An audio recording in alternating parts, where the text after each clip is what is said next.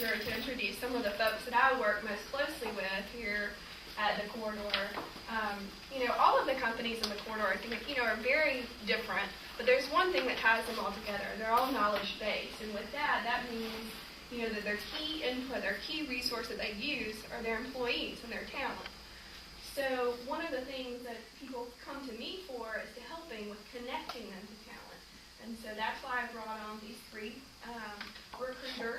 talent recruiters who do a great job, and they each have a different value proposition, their company, and each attack this issue in a different way. So first we're going to hear from Courtney Ham from Spark, and then we're going to have Winston from Life Cycle Engineering, and then we're going to have Katie speak with us from Boomtown, and I'll let them introduce themselves. Good morning. How's everybody? Good. Well, I'm excited to be with you guys this morning. My name is Courtney Ham, and I work with Spark, like Amy said. I'm pleased to be here this morning and talk with you guys. I'm really excited about the topic and everything. And for most of you guys, I hope most of you guys have heard of Spark before, but for any of you that may not have, Spark is a software product development shop. We are right over on Clements Ferry. Got our building right here, and I'm part of our recruiting department.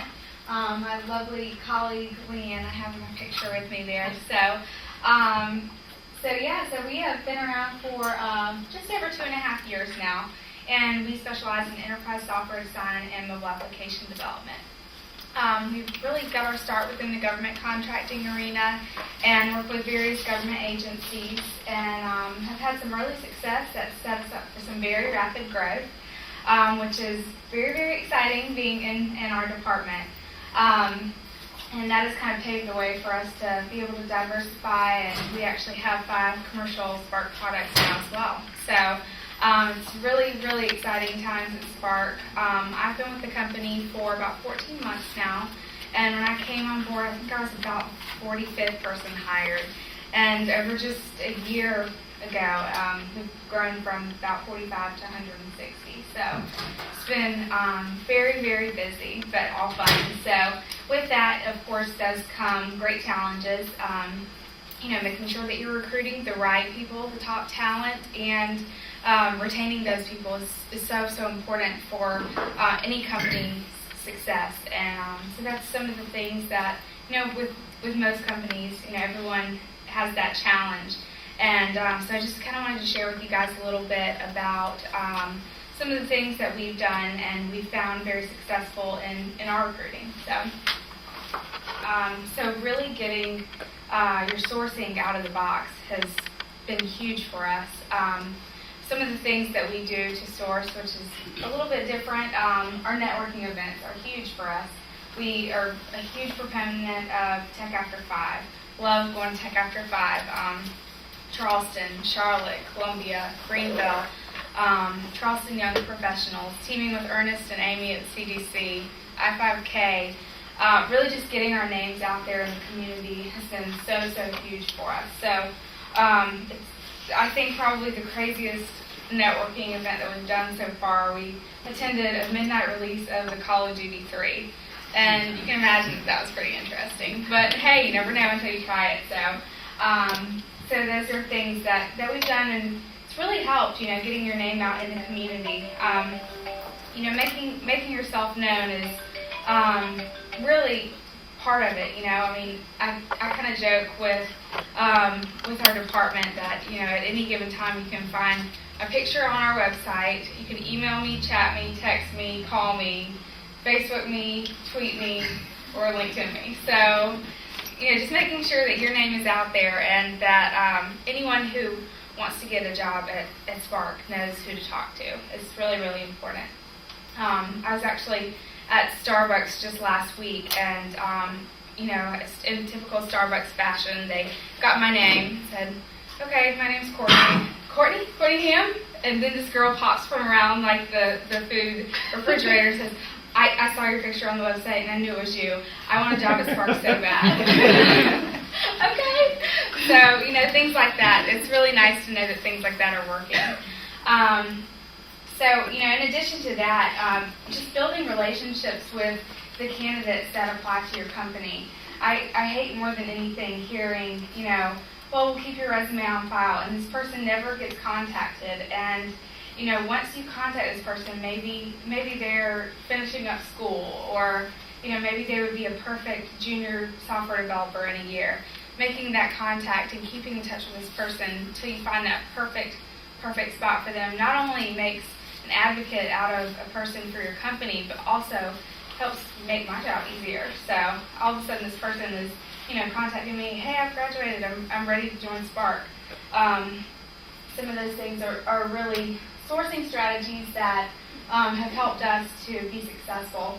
Sourcing is only half the battle. So, once you get a candidate through your doors in your building, you still have the interviewing part, you still have the hiring decision. So that's another thing that we do a little bit different at Spark.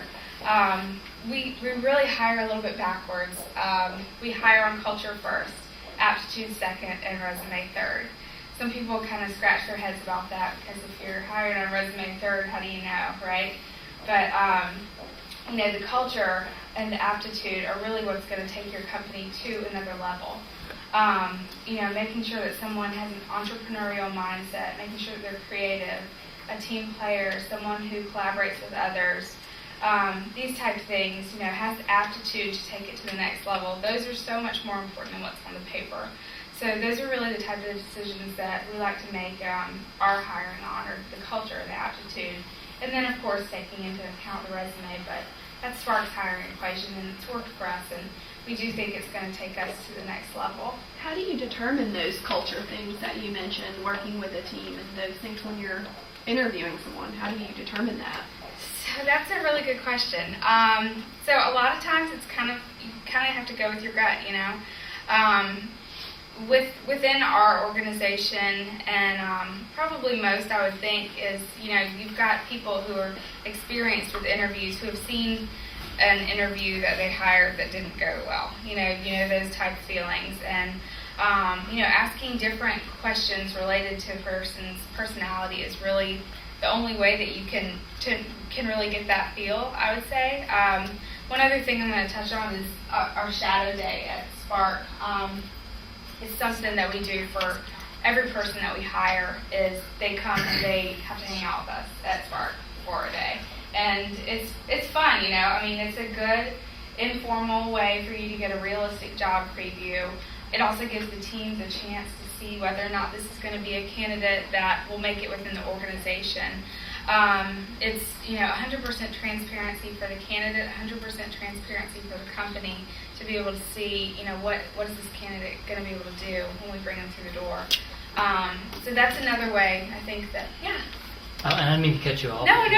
I like the shadow day idea. Yeah. Out of the people that go to shadow day, how many people say, because everybody I've heard of at Spark loves it, how many of them say, this isn't for me? Or you guys say, you know what, this isn't for you? I mean, did 99 out of 100 people stick around? That's funny. So I think for us, by the time we bring someone for a shadow, we are pretty confident that we want this person on our team. It's more of that gut check, seal the deal, make sure this is the right fit for our organization. There are always those chances that they may come, spend the day with us, and we say, I can only think of maybe 2 to 3 instances in my time at Spark that a candidate's come in and said no. But it happens, someone may see what we do as, we call it table time. It's a collaborative work environment for teams to be able to sit together and work.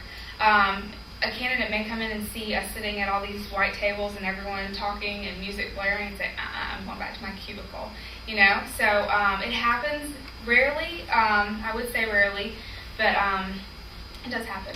So, yeah. One other thing that we feel pretty strongly about at Spark is our referral bonus. We don't have one. We hire people who are so passionate about their work and so passionate about their company and building their team that they just can't stand the thought of not having someone on their team. And money's never the driver there. So that's one thing that we've found to be really successful is someone doesn't say, I really want to get this referral bonus for this person.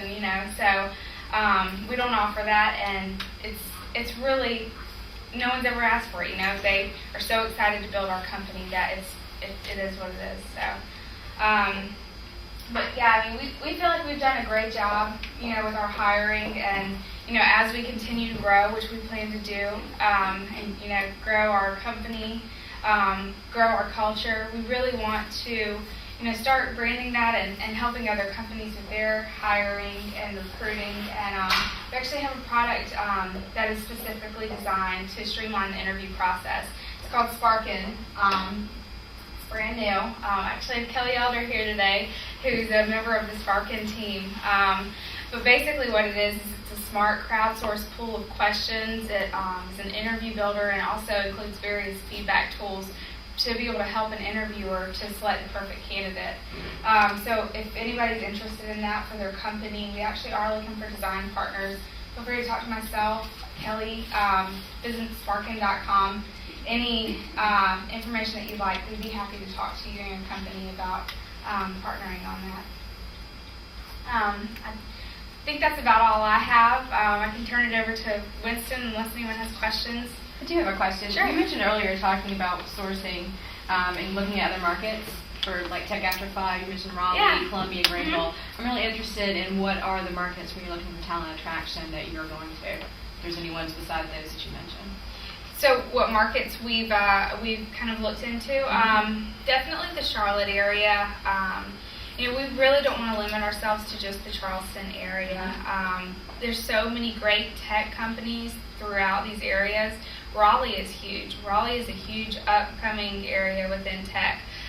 So we really want to tap into some of these other hubs, and those that are kind of like Charleston, in that they're kind of a little bit smaller. They're not well known as Silicon Valley or anything, but kind of up and coming tech hubs with companies that have mindsets like ours. So that's Greensboro, North Carolina is So a big pretty one. much the southeast, north and South Yeah. Carolina. Yeah.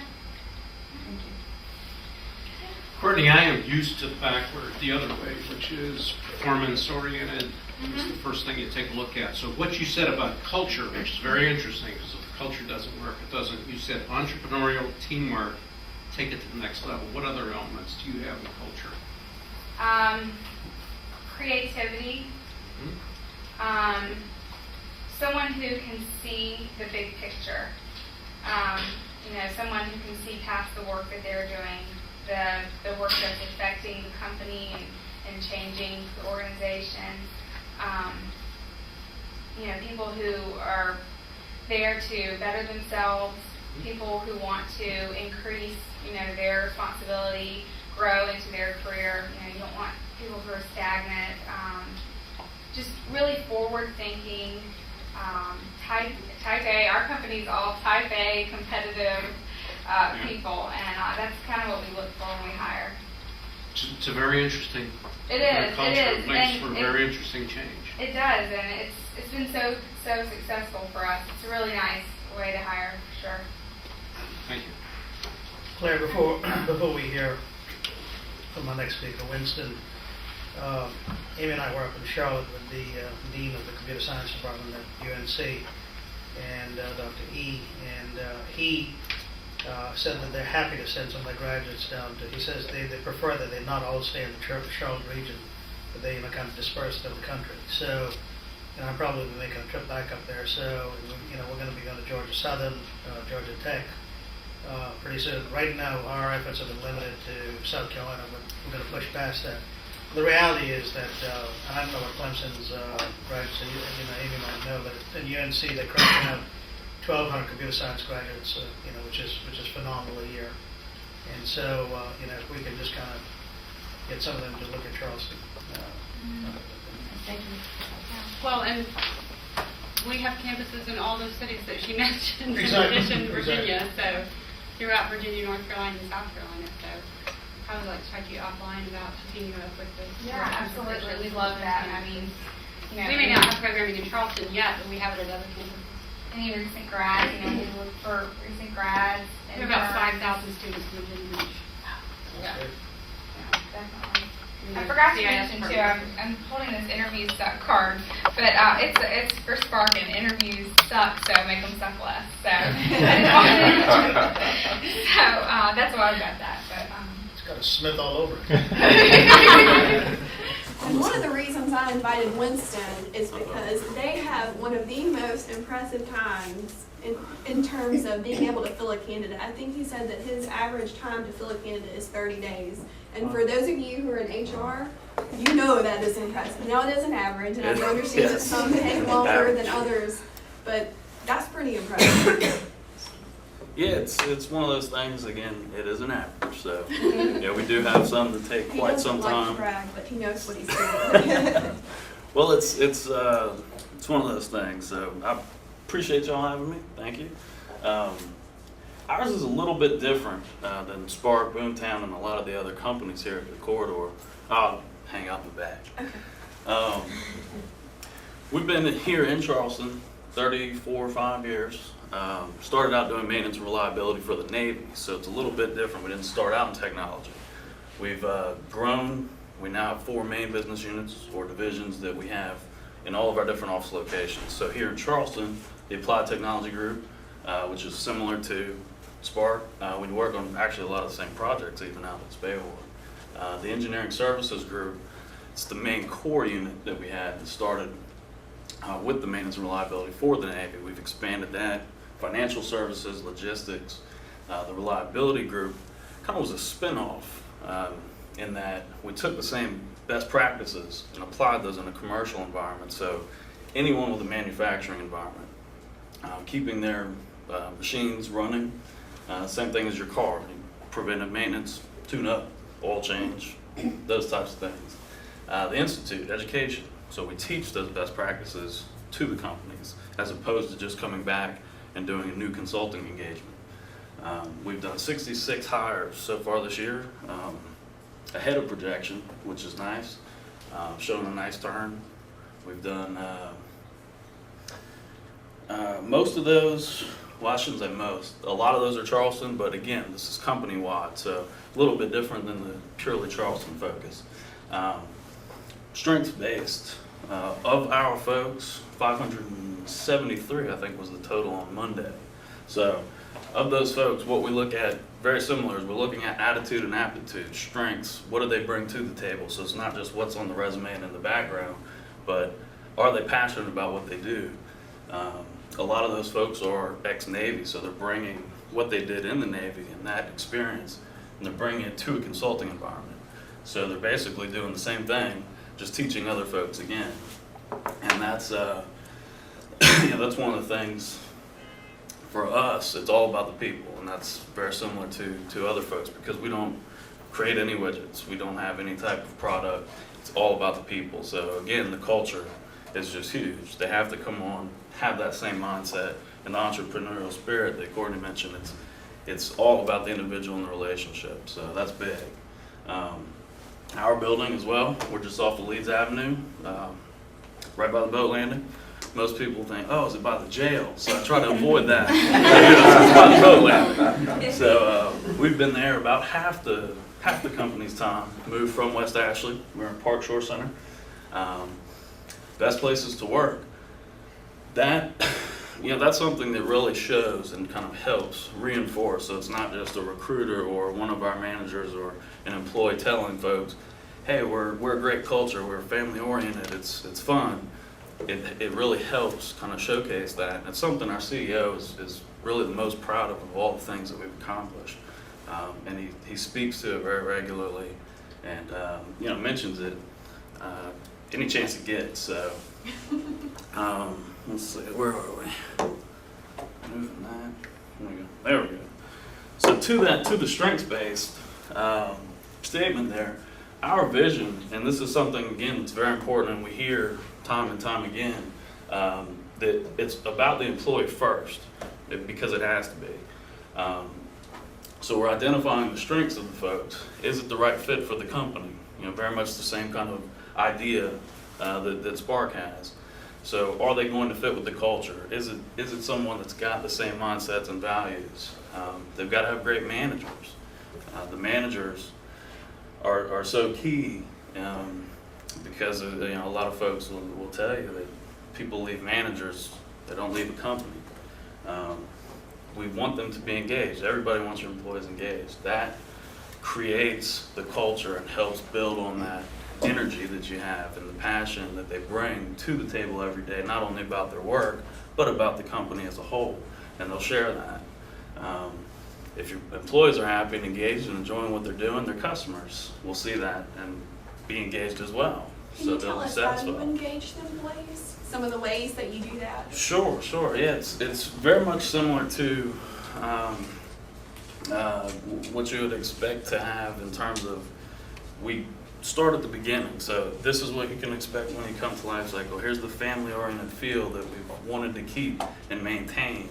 And so you start, at the beginning, telling them, any candidate, and even if they don't end up working out, this is what we've got. And then all along the interview process, they see these same values. And you're walking through the building and people are saying hello and getting the smiles and engaging in conversation even. And so it's continuous throughout the process.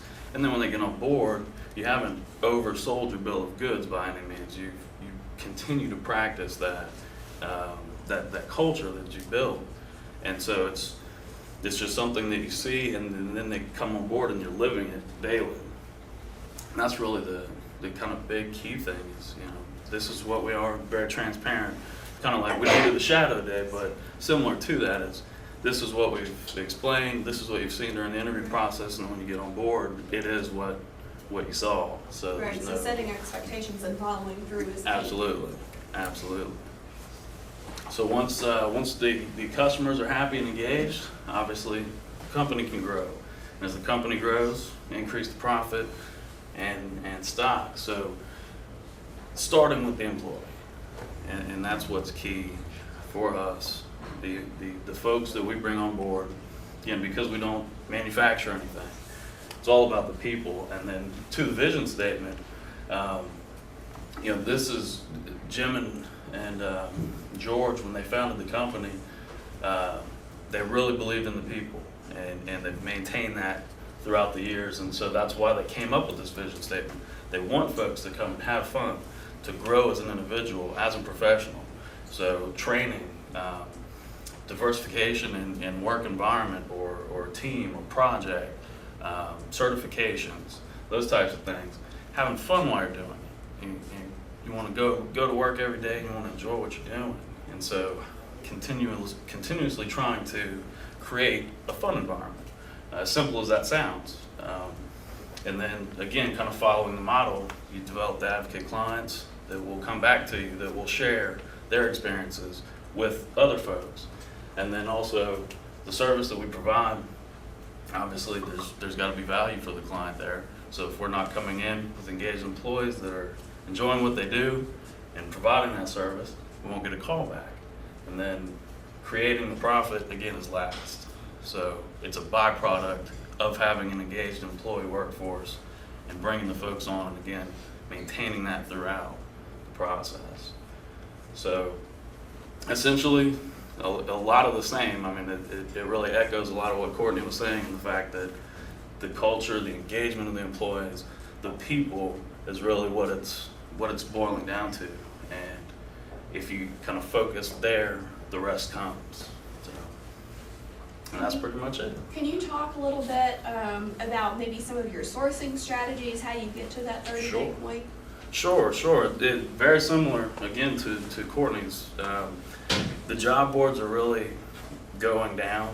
It's not so much about the job boards anymore. So for folks who don't necessarily have budget to do that, not missing out on a whole lot. Yeah, sure, there's some resumes there, but we've got a few, but it's more going, the networking, the referrals, the sourcing efforts have just shifted.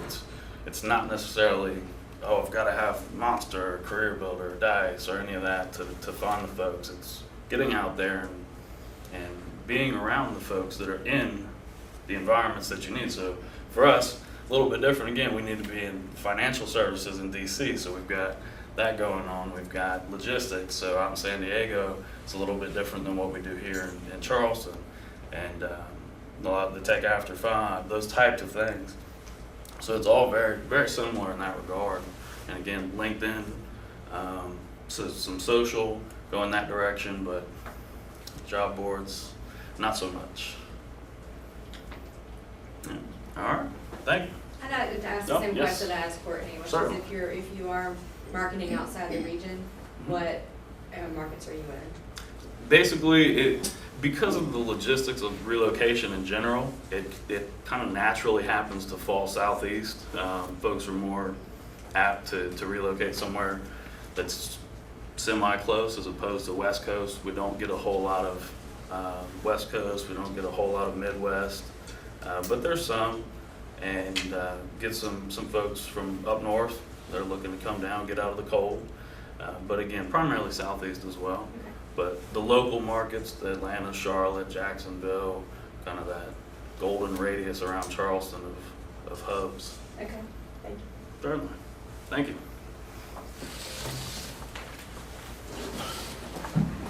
Those are some big shoes to fill. I thought going last was going to be easy. Again, just kind of wrapping up, I want to thank Amy and Ernest for inviting us here. This is such a fantastic opportunity to just share knowledge, to be a part of the digital corridor. I think that we all realized when we met earlier this week that our businesses face such different and unique challenges. And it's been really interesting to see how people will approach those challenges and then find solutions to them. I know at lunch I just learned so much about what they do and have taken that and applied it to some of the things that I'm going through, which has been kind of a fun and interesting exercise this week. So I'm Katie Crona. I am the talent recruiter over at Boomtown. I have been with the company for just over 4 months. My position was created around November. I think I interviewed when I was down here visiting my parents over Thanksgiving. Prior to coming to Boomtown, I was actually a campus recruiter for a couple years up at Deloitte, and prior to Deloitte, I was working in the recruiting department at Blackbaud. So it's been an interesting journey going from software to campus, back to software and being in a startup, and been a fun ride so far. So Boomtown, we are a real estate web marketing platform. You'll see that if you go to our website. So what does that mean? We create software solutions for the residential real estate industry. So we have a front-end website solution, a back-end database solution, and then we also provide digital advertising campaigns through Google, Bing, Yahoo, any of the major search engines. We want to drive traffic to our clients' websites, and so we partner with them to provide that service. The Casino Group, if you're interested in seeing one of our clients locally, the Casino Group's a local real estate company here. They were our first client here. They're our only client in Charleston. They're a great client of ours. We bounce a lot of ideas off of them, and they give us a lot of good feedback. Boomtown is fairly new. So in 2006, Greer Allen and Cooper Bain came together and had this idea, kind of classic startup stories. There's got to be a better way to do this. There's got to be a better way for the real estate industry to capture leads and to automate their sales process. So they found a developer in 2006, took a couple years to build out this product, do a lot of R&D work closely with the Casino Group. And by 2009, we started hiring. So I think our 4th employee came on in 2009. And since then, we have over 50 employees. We have 2 more people slated to start. We have 9 openings on our website, so we're hoping to be over 60 within the next month or 2. We've also grown from just having the Casino Group locally to over 400 clients across the US and Canada. So it's, again, like Spark, like Lifecycle, it's a really exciting time to be here. A lot of growth, a lot of changes, just being nimble and kind of rolling with what the market's throwing at you and being able to address those quickly. It's an exciting environment. One of the most notable things about Boomtown is that in 2011, we were ranked as the 18th fastest growing software company in the nation by Inc. 500, and we're on pace to meet or exceed those numbers. So we're excited for that list to be released again. So similar to Spark and to Lifecycle, our big thing is to hire for culture. We are such a unique environment. We are a transparent environment. We're a fun environment. And so as we grow, as we have these 9 positions on our website, and you think about having 50 or so employees, that's going to increase our employee base by 20%. We need the best person for the job, but the best person for the company as well. So when I interview people, I go through the resume, I check all the boxes before I decide to talk to somebody. And then when I talk to them, it's very conversational. So if they have the skills listed and can do the job, it's more applying what we hold near and dear to our hearts as a company to this person's personality, to where they value culture. Making sure that if we come in and we want to play around in musical chairs because we're giving away iPads to our clients, that they're going to be on board and that this is not going to be something that they're like, this is a little out there, I'm going to sit at my desk. They're going to be willing and able to participate and just have fun, spread laughter. That's one of our most important core values, and it's something that I really look for when screening any candidate. We have built a strong referral network. I'm an employee referral. I heard about Boomtown through a friend. He called me up when I was in DC and was like, we have a recruiter position. You gotta come work for this company. And I think it was 7 o'clock at night and I was still working. I was like, Matt, I don't have time. He's like, just hear me out. You gotta work for this company. And we started talking about it and I started getting super excited and I was like, okay, all right, I'll send him my resume. We'll see what happens. His passion just in making me stop and listen to what they're doing and what they have going on got me so excited when I wasn't looking for a job that I, walked away from a job that I loved to come be at this company because it was so special. There was so much passion, there was so much energy, and I thought this is someplace that I have to be a part of. I think a lot of people share similar stories to that, and we really encourage our employees to reach out into their network and to pass referrals along. For me, it's important to be transparent. So if somebody's not a fit, they send me your resume and say, I'd love for you to talk to my friend, and go back to them and say, all right, I would love to talk to your friend. We'll talk to them about opportunities at Boomtown, what we do, kind of get a feel for who they are. This is where they're missing the mark for this opportunity. I think just based on their resume, they might be a better option for this area of our company. So I'd love to keep them in mind, but let's just get on the phone and feel this person out. Educating people as to the skills that you're looking for, at least the bare bones must-have, is really important for just generating those quality referrals.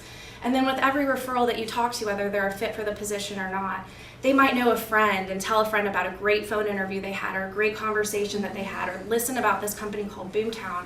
It sounds like a cool place. That domino effect can really drive some talent to your company. We do utilize job boards. We don't necessarily go out and post aggressively on Monster or Career Builder or anything like that. We use Craigslist. We use the Digital Corridor Talent Portal. It's incredible how many people you find that find us through the Digital Corridor Talent Portal. Colleges and universities, just posting College Charleston, Citadel, making sure that alumni can see our jobs. The aggregators, Indeed, having an applicant tracking system that can push out to some of those free boards just so your name's out there if somebody's doing a search from outside the area that says, I want to look at developer jobs in Charleston, that our name will pop up there so at least they can learn about our business. And then again, networking is huge. So being a part of the Digital Corridor opportunities, being a part of Code Camp, having our name attached to the I-5K, social networking, so LinkedIn. I use Twitter a lot to find people. We don't have a tremendous amount of resources, so getting creative with sourcing. I'll think of people that I know in the area that have a certain job. Start following them on Twitter, look at who they're similar to, cross-check them on LinkedIn, and if they look like a match, just send an invitation, send them a message. I'd love to talk to you. I work at Boomtown. You're connected to so-and-so through Twitter, and I think you could be a good match for our company. Little things like that, they're free, they don't take a lot of effort, and it's a lot of relationship building and networking that anybody can do, really. We're associated with Charleston Young Professionals. We do send people to Tech After 5, and the community relationships, I know for me, is huge. So it's important to network amongst the local tech companies. Think Winston, Courtney, and Kristen in the audience get emails from me a lot about openings that I have. We have an internship position that I'm just not getting resumes for. So I am Kristen the other day. I was like, hey, you have this position posted too. Where are you finding people? Do you have anybody that was good that you didn't necessarily want to bring on board that we could talk to? Or I talked to somebody at Blue Ion for a reference check. Talked to him for 20 minutes, emailed him the other day and just said, hey, we spoke a couple months ago when we were hiring Mac. I know you guys do a lot of internship recruiting. Do you have any suggestions? Anybody in your pipeline that you couldn't bring on? Having those touch points, again, it's simple, it's easy. You don't have to have this huge sophisticated recruiting engine to do that, to build relationships, to leverage talent in the local community, and you never know who's going to be a fit for your company that maybe wasn't a fit for somebody else's. Again, positions, developers. We're looking for front end and back end designers, non-technical positions. We need talent. If we find somebody who is a talented individual, whether we have the opening for them or not, especially if they're a technical person, we'll bring them on, we'll find something for them to do.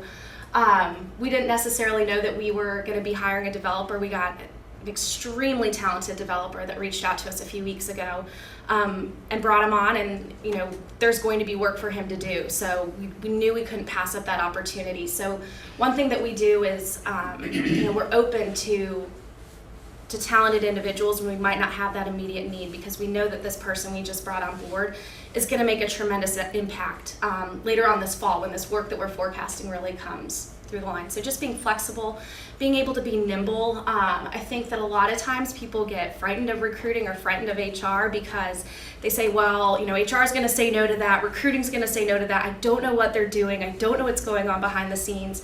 Having that open and honest relationship with the employees, being transparent, really telling them kind of what's going on and if we can make something happen, setting expectations, it's huge. I think in 4 months I've built really great relationships with a lot of our leads, and we can say, do you need this intern right now? Do you need this for your team, or can we utilize another resource? And just having that conversation back and forth instead of your gut reaction saying, no, this isn't in our hiring forecast, we're not doing it, is huge, and it makes people want to help you out. It makes people, if they understand where you're coming from, what your needs are, go out and try to help you accomplish some of your hiring goals.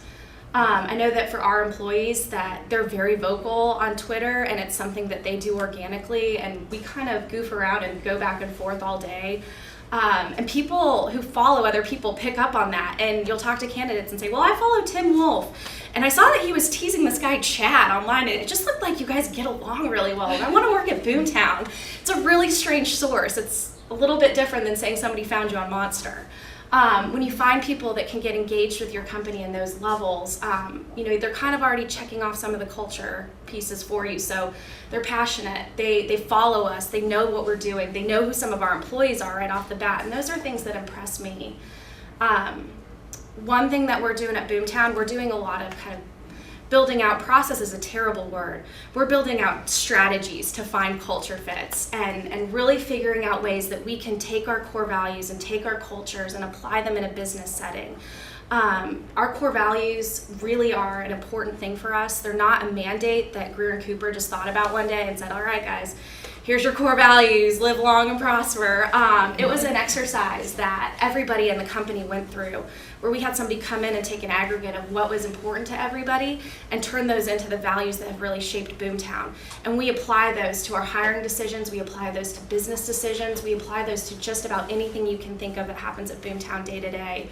So one thing we've done is gone through an exercise that says, all right, how can we take our core values and build an entire hiring strategy around this? How can we make sure that somebody is going to come in and spread laughter and have fun? And how do you ask that in an interview setting? How do you say, when was the last time you shared laughter or spread laughter and had fun? It's a different kind of mindset. You can't do that. Or tell me about a time where you've created an amazing experience. So one of the things we're doing is we're taking these values and really thinking through, what does this mean for talent? And how do we evaluate people based on that? And how can we just create a map or a guideline so when we bring these people in, we can say, yeah, they told me about this time where they went out and celebrated somebody's birthday with nobody knowing and nobody asking, and they made somebody's life, completely different and engaged them in work. That's a totally random example.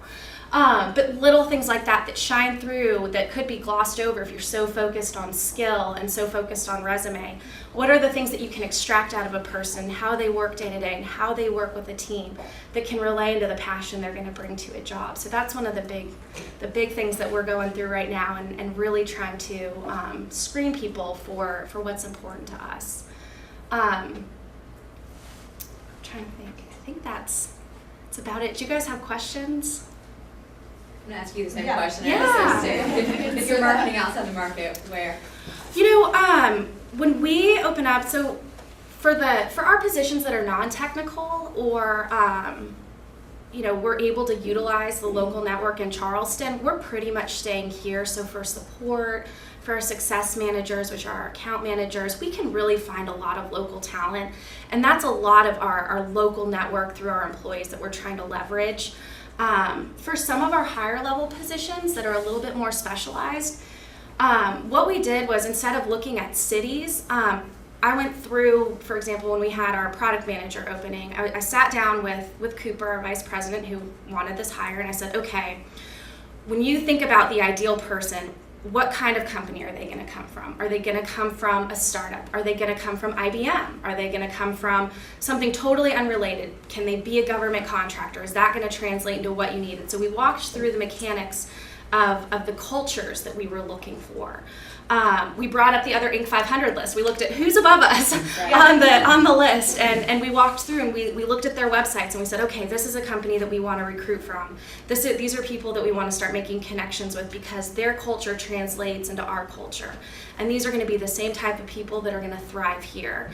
And then we kind of just set some wide parameters. So when I went out and started looking for people, I was looking at companies in Austin, I was looking at companies in Denver, and it's easy to just send messages on LinkedIn or try to make connections on LinkedIn and go from there. We actually ended up finding our current product manager from a company in Austin. It was one of those things that I reached out to him. He said, well, I'm actually looking to relocate into the Carolinas. My family's there, my wife's family's there. I'm already talking to a company in Raleigh, but I want to talk to you guys too. This company sounds great. And so just kind of being open and really identifying companies that are going to be similar to yours because they're going to have the kind of talent that you want. So I wouldn't necessarily get too boxed into, we need to stay in the Southeast, we want to recruit from these particular types of areas, but think about the types of companies that are going to translate into who is going to be a good employee. For us, our office is a little nuts. Half of our office, the developer side, it's open. There's no cubes. They would probably cry mutiny if we ever tried to put them in a cube. And there are days when it's deadpan silent, and there are days where they're throwing things, that they're riding bikes around, that there's 5 dogs running around, and you're like, where do I work? This isn't real life. So we need people that are going to be open to that. If you are used to being very siloed, if you're used to being very heads down and working in a quiet environment, you could come to Boomtown and just say, what did I get myself into? If you're used to that environment, if that's something that gets you out of bed in the morning, you're going to come here and say, wait, not only do I get to live in Charleston, I get to live at this growing company that is trying to just preserve this startup atmosphere and be creative and collaborative. And those are the kind of people that we want. We want to demonstrate our environment. We don't want the office to be anything but what it would be on a normal day when people come in. So we understand that they're going to be the right fit for us. Before we take questions, because I've got to leave in about 10 minutes, I just want to make a couple of observations about what we're doing on our end to help you guys. For one thing, I think it's very important that I remember when Cooper and Greer were up on East Bay here, 2 guys, and that was just about 5 years ago. So you guys have gone from 2 to 50. Spark has gone from 3 to 160. Life cycle, you just had the slide up, you've gone to what, 50 people this year? So the one thing is that we're doing is we're getting the word out that everybody's fighting for talent, and this is going on nationally. The reality is that when somebody said to me the other day that we're not really sure if this would work, I said, really, let me give you these 10 companies, and if it's that bad, how do these companies grow by 1,000%? So the reality is that folks will come to Charleston with the message about this excitement and the culture. Everything you guys are doing, rather than just job boards. And I think job boards are their place. But what we're seeing is that, what I'm seeing now is I actually have people come to my office and saying, I've got these 3 offers, where would I go? Which is really a fantastic thing to see. So it's becoming more localized, and that's kind of a phenomenon that we're starting to see. So that's the first. The second thing is a very important week for us.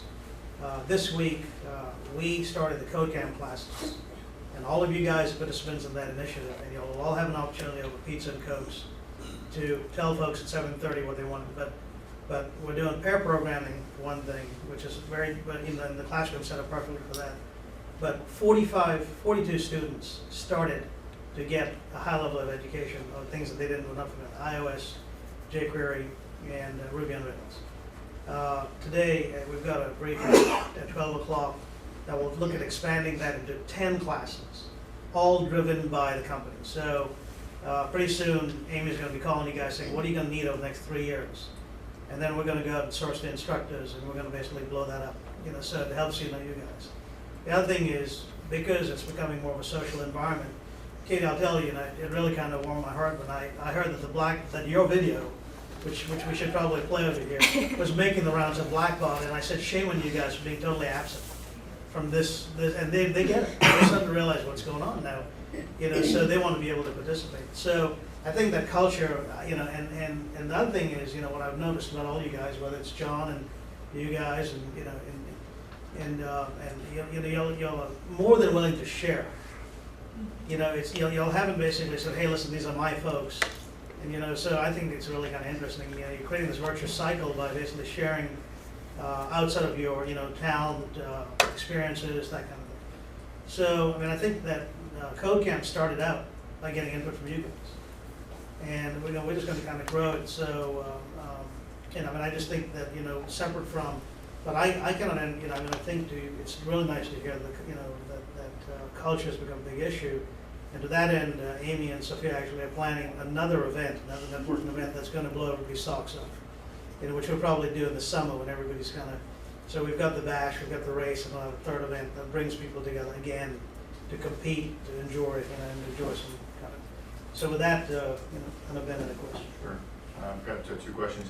One, what are all your thoughts on recruiters? And second, this idea, you talked a little bit about finding other companies and sort of just getting a little talent from other companies.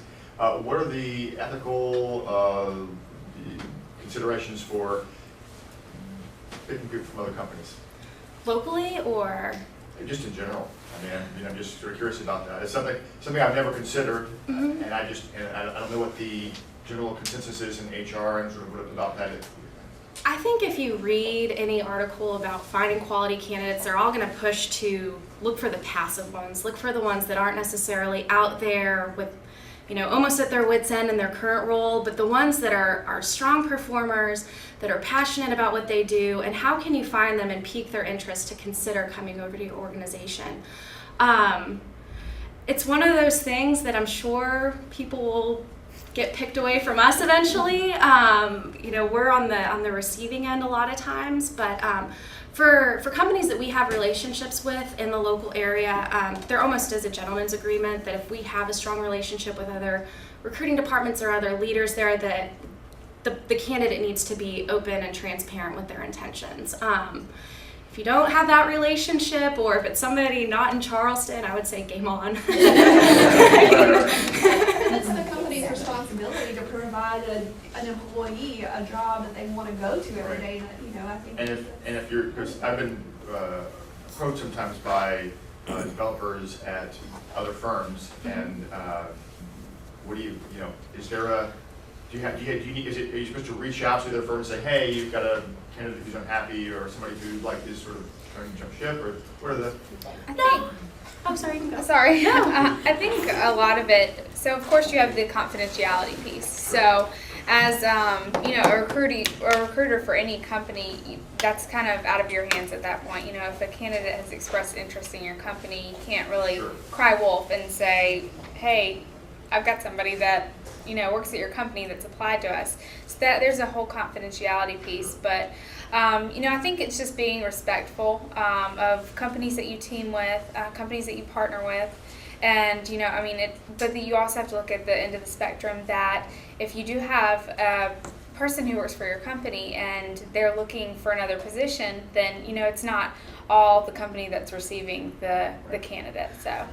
And it's a happy balance, I think. Yeah. With those, if you have people reaching out to you, I think one of the things I do probably at interviews, especially if people are proactively looking for employment, is ask maybe 3 different ways what's motivating their job search.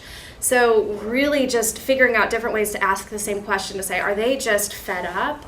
Do they really love what I'm doing here at my company? Do they see different growth potentials? Because if their motivation is to switch over to your company because they're really engaged with what you're doing, then that can be a really great individual for you to bring on. If it's somebody who's just like, man, nobody's paying attention to me here, and I'm beating my head against a wall, that might not be the type of person that you're really looking for at this point, because they could get there with you eventually. But look at the motivation for why they're reaching out to you, really figure that out and what it is about what you're doing that's attracting them. And I think that's something that we go through when we get referrals from local companies, saying what's not fulfilling, your day-to-day needs. So Ours is about the same. The confidentiality obviously is huge.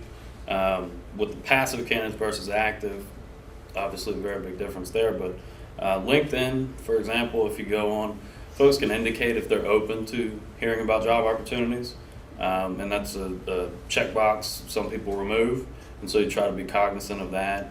But in general, the gentleman's agreement, and then especially like Spark, we have a lot of folks that'll interview at both, and so sometimes they'll end up at Spark, sometimes they'll end up with us, sometimes they'll end up elsewhere.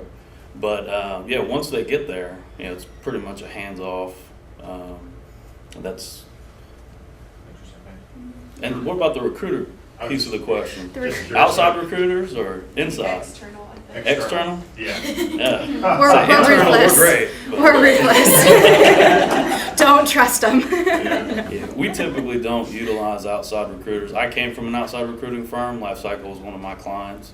So I made the transition inside, and part of that was to create the recruiting team to eliminate the need. We keep a few in the toolbox if a very unusual circumstance were to arise. What are things to watch for or worry about with recruiters? A little inside.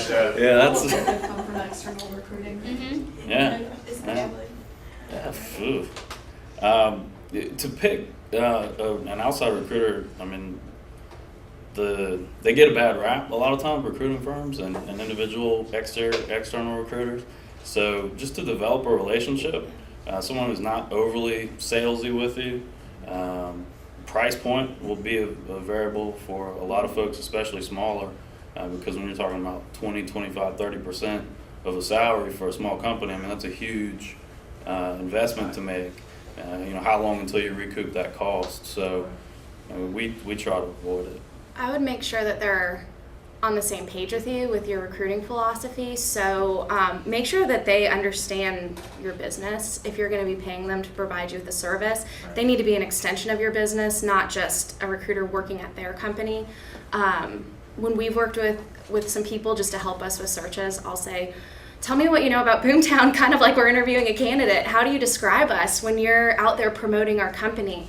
And where can I help fill in some of those gaps? So we want people to understand us if they're coming through a recruiter, if they're coming through me. So at least from a business perspective, make sure they're your partner and not just a resource that you've brought on board.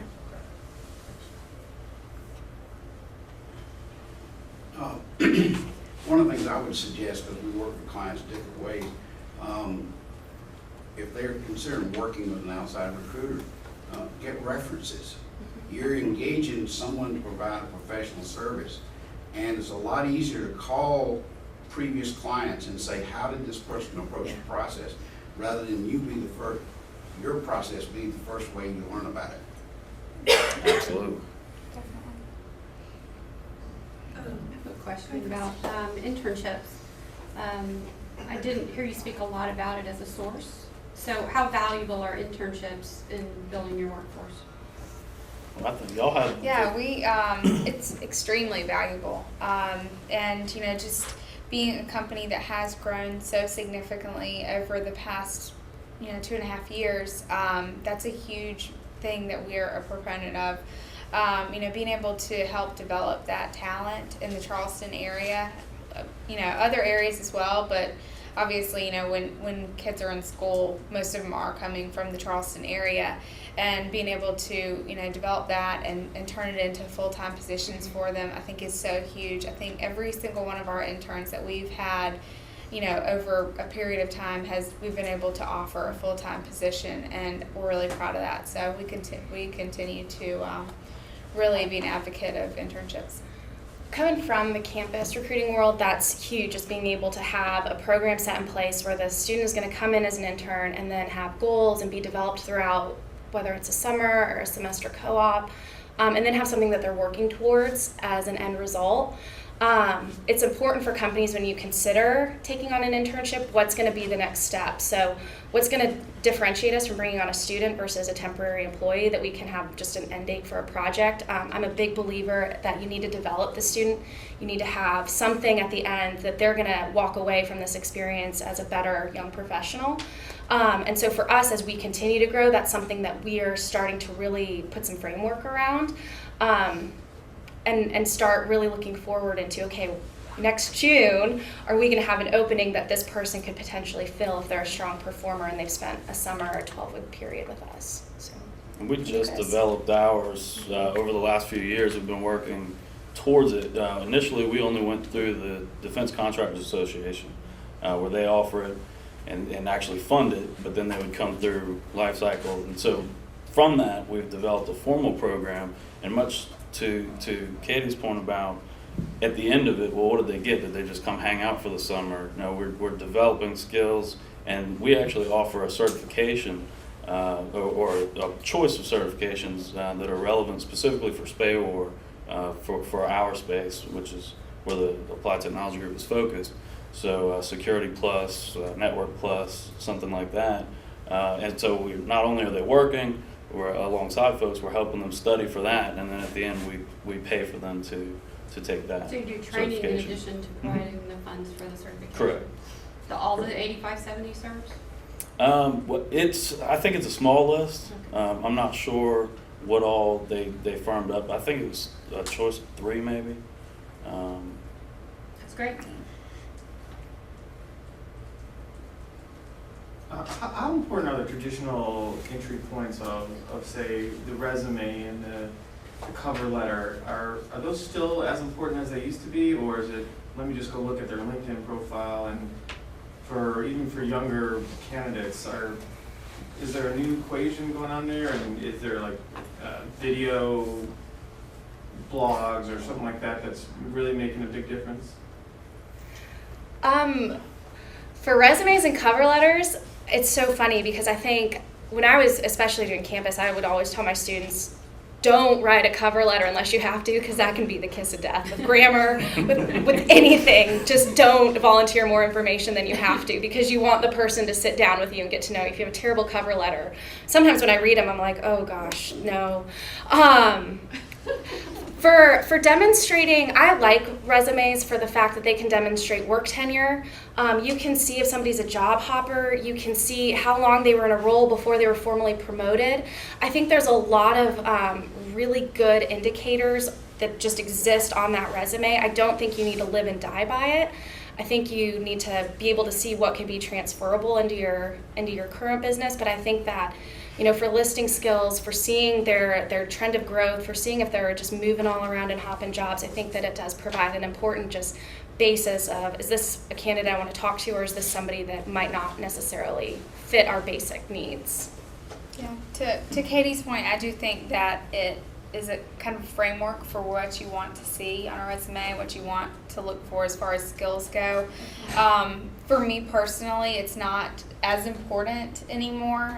Sometimes I'll, maybe get a name and number of a candidate from, one of our team members, like, call this person, they're great. And so, you look them up on LinkedIn. They have basically their, framework of their job history, and it's not until the person gets there for an interview with some of our team that I'm like, oh my gosh, I don't have a resume for this person, So, I think it's kind of the flexibility that you have within social media that you don't necessarily have to have it. Of course, you want to have it because you can see, maybe skills that you missed in the interview with, the phone interview or Skype interview, whatever your process may be. But, being able to have that flexibility to where you can, kind of dive into a phone interview without having to, have something in front of you is really nice. And I think that social media is changing the way that we recruit so much that it's really interesting. I think over the next, 2-3 years as LinkedIn becomes more prominent. You know, I can't even remember the numbers that they have joining every day, but it's crazy.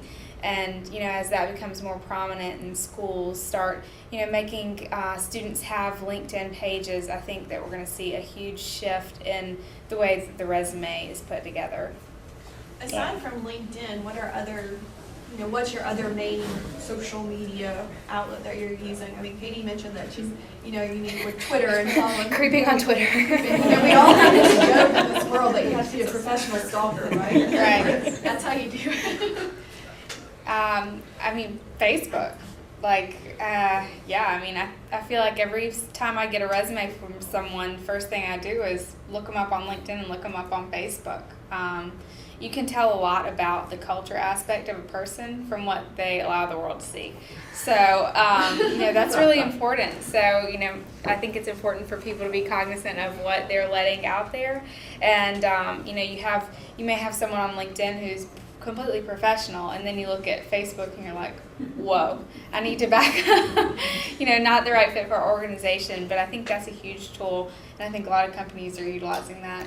Well, and with Facebook, there are certain applicant tracking systems that will create widgets basically that you can put on your company page that will push live views of your current openings. So if somebody is interested in your company, they're on your Facebook page, you can have this thing that on your company page it says current openings. They can click on it and it'll reroute them to your career site. You don't have to have the applicant tracking system in place to get that technology. The other day I was on, there's a job board called Tweet My Jobs, and they now offer a free widget that you can, if you're an administrator, embed that. So again, it's just being creative, really looking at different resources and figuring out what are no-cost or low-cost ways that I can get this message out. Ours is about the same. It's LinkedIn is kind of the go-to as far as social. Facebook becoming more for us. It was standoffish in the beginning, but we're getting there a little bit more. And Twitter, we brought on someone in our marketing department that's actually focused on social media. So we'll be growing and expanding more into that. Okay, well, I guess right now we'll wrap up. I know that Courtney has a meeting to be at, but I think some of the other people will be outside. You know, if you want to ask some questions. You know, we've also got some other HR folks like Valerie who may have some suggestions, or Kristen. And I thank you guys all for coming. Thank you.